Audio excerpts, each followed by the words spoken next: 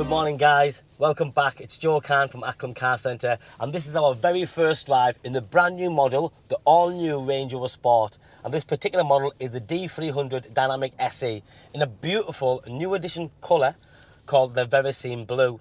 Beautiful colour, it's got a lovely pearl on it, you've then got the ebony interior, but it's the brand new model and what a job they have done. So I'm going to drive this car now and tell you what I think of it. Obviously I've drove it last night, I've looked around it and we've already sold a few, but this is the first time we've got to drive one properly and just see what I think of it. And I can tell you now, it's unbelievable. Genuinely is. It's a choice car. Somebody who buys a Range Rover Sport is because they want one, not because they need one. It's because they want one, and you can see exactly why. Now, this is such a futuristic car from every angle, exterior and interior. Let's go for some numbers. First of all, the 𝗙𝗕𝗢𝗓𝗓 is the 3-litre, 300 brake horsepower diesel engine. But if you can't hear already, it's such a quiet engine. Quiet when you're driving. Well, I'll put my foot down in a few seconds. They've done something. It's got a nice tune. It doesn't sound like a diesel whatsoever, and you'll hear it in a few seconds. Now, with the all-new Range Rover Sport, they've taken a lot of the features from the other Range Rover brand, as in the big one, what we call the large Range Rover, and even the Evoque, and bits from the Velar as well. But you know what? Combined, it's a fantastic car.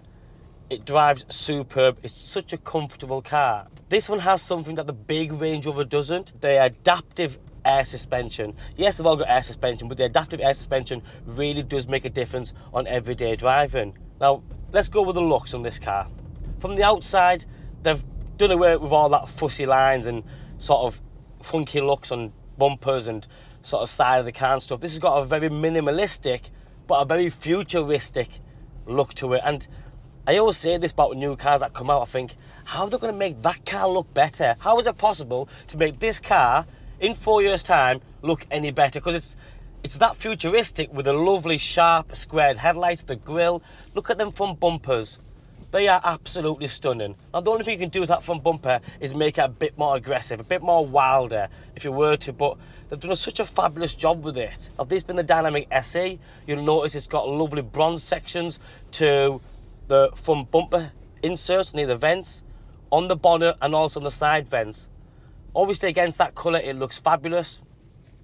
Standard specification is incredible. You get so much now as standard, such as front and rear parking sensors, the 360-degree camera system, adaptive cruise control with lane assist and hazard warning, self-braking. It just comes with so much safety features, and that's what all the radars and sensors are all about around the car.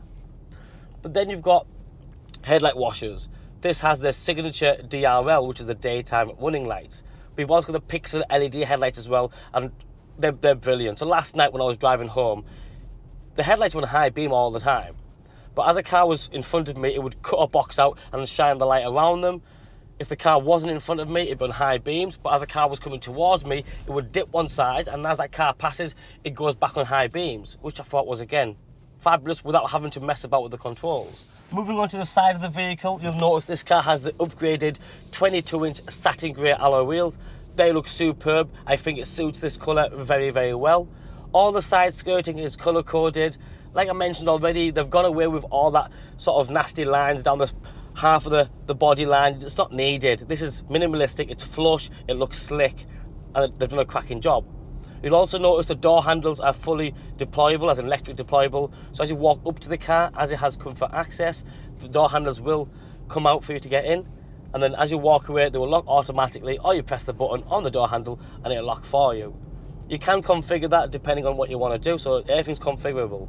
You've got the sun protection glass, which is an extra. That's not standard. But you'll also notice that the side glass, passenger and driver and every other glass, everything's in line and in flush with the B pillar, the C pillar, so it's got a lovely flow. It works so well. The design on this car is phenomenal.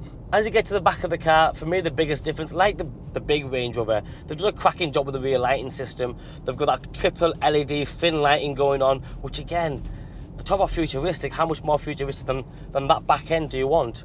It's all colour coded. They've lowered the number plate below the sort of tailgate cover, where before it was on the tailgate. I think that's a nice flush rear looking back on it. Obviously the black panelling where the indicators sit, that looks really good. I just think the exterior of this car is superb. You've got a bit more boot space than the previous one, and then you've got another 3 centimetres of leg space in the rear for the rear passengers. Now that's the exterior. It looks fabulous. There's not anybody can tell me that this isn't a cracking looking SUV. Futuristic, very modern, and ticks every single box. Obviously, preferences over opinion and the rest of it, colour combination, wheels, you can pick and choose. No, you can't get these type of cars. This one's going live now. It's not going to hang around for too long. We all know that because you can't get them. Now with the interior, this has the ebony interior. Beautiful. Everything in this car is quality, and I mean premium quality, from the brushed aluminium finishes on the door cards, which I think is a good, nice little touch. I haven't seen much of that. But then you have that black chrome finish, the bezel. The bezel that goes around the top of the dash where the heating dials are, even on the steering wheel. It all looks really, really good. You've got the 20-way electric seats with heated seats and memory seats. And the rear seats also have recline on them, which is quite a new thing because the older Sports didn't really have that. You've got a 13-inch curved media screen here, but it's not just any media screen. It's got the most up-to-date and very well advanced Pivot Pro on there. And quite a new thing to Land Rover is they've got Hey Land Rover. So you can do a lot with this by talking to the Hey Land Rover, and you won't have to touch the actual screen. You can also configure it so Alexa's on there, and you can use Alexa through your car and do other settings, and it's clever. I'll have to do a separate video to show you what it's all about. But then you've got the 14-inch screen, digital dashboard. Now this is a completely different dash for driver's view. You've got the navigation on there, how fast you're going, and other useful information on board computer, etc. The centre dashboard, what you call centre console, is completely different as well. You've got a curved look to it.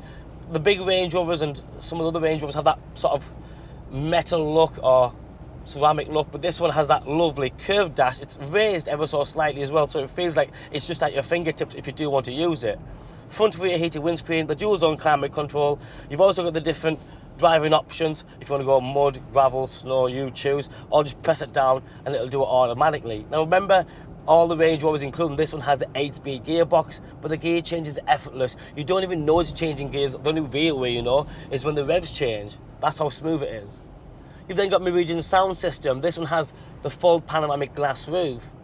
So it's got everything you'd want plus more. Such a comfortable car. I am going to put my foot down a little bit within limits so you can hear the sound of the engine, because I was taken back. This is supposed to be a 3-litre diesel engine. It isn't supposed to sound this nice. So I will put the window down just ever so slightly. Don't get me wrong. It's not going to start banging and popping, so don't expect that. But it certainly doesn't sound like a 3-litre diesel engine.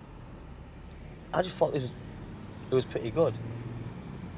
Because a lot of the diesel engines, even today, they're not the kindest to your ears. So you put your foot down.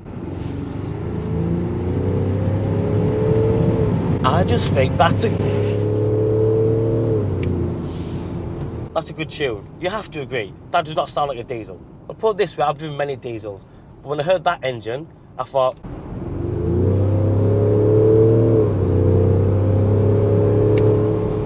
it's more than good. Dare I say it? It doesn't sound like the 3-litre diesel engine like in the Velar or the Range Rover. It sounds different. The car is unbelievable. I love the black. I think the black is just super modern. It's crisp. It looks nice and fresh. It looks newer for longer. And I love the space. I love how high you sat up, like sort of, you can the view. There's no blind spot because you have quarter windows everywhere, front and back. And with the camera system, you're protecting the wheels and the bumper, so you have no excuse to bump it. Now, I'm going to need a little bit of space to show you the next part, ideally, on the A66. This car's got adaptive cruise control. But for everyone that understands what adaptive cruise control does, cruise control is set the speed, it sticks at it. The adaptive cruise control is you set the speed, but you can choose 1 car length, 2 car length, 3 car length, 4 car length, and what it does, it keeps that same distance between you and the car in front, and as the car in front slows down because of traffic, for example, so will this car, and as that car speeds back up again to catch 70 miles an hour, this car will continue to follow the car in front. It's very neat, it's very clever. If you do a few miles, you'll really enjoy it. It's a good thing to have. Now on this one, because it has lane assist and lots of radars and sensors, it almost drives itself. Let me show you.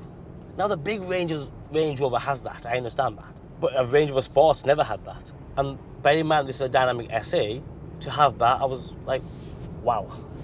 Because I'm lazy. If you don't need to do it, don't do it. Just let the car do it. I'm going to show you in a second. So when you set the cruise control, it's on the steering wheel. Everything's at your fingertips, by the way. So you set the cruise control, you'll see on the dashboard a couple of lights turn up, where they turn green. One is a lane assist, one is a steering. And what I'm going to do is, as I set my speed on the cruise control, the radars and the sensors will pick up the lines on the road, and then let go of the steering wheel, and the car will drive round corners on its own. Literally, it'll drive me to work now, well, most of it, on its own. Every few seconds, it'll ask me to put my hands on the steering wheel to make sure that I haven't fell asleep and I'm fully aware of my surroundings. So, as I set my cruise control now, let's set it to dish 1. I can see the green lights have showed up, which means they've picked up the sensors. I'm going around a small bend. If I let go now, I won't have to touch the steering wheel. It'll drive all the way. That makes sense. Obviously, I still want to be cautious. It's a very new thing to me sometimes. So I still like to be in control a little bit. But it can be difficult because there's loads of cones out here. You need to find a good road. When there's road works going on and there's cones out and stuff, it disturbs the whole sensor thing. Trial and error, I call that one. But it's a good feature to have. It's fabulous, actually. We've got all the normal adjustments on the steering column as well. For me, this is brilliant. The colour, the spec, the way it drives, the adaptive air suspension. I will do a separate video on that. It makes a massive difference. The last time I drove a car with an adaptive air suspension was a Porsche Cayenne. Because the first time they put it in the Range Rover, but it makes a difference because what happens is the suspensions are bouncing around, but the body hardly moves.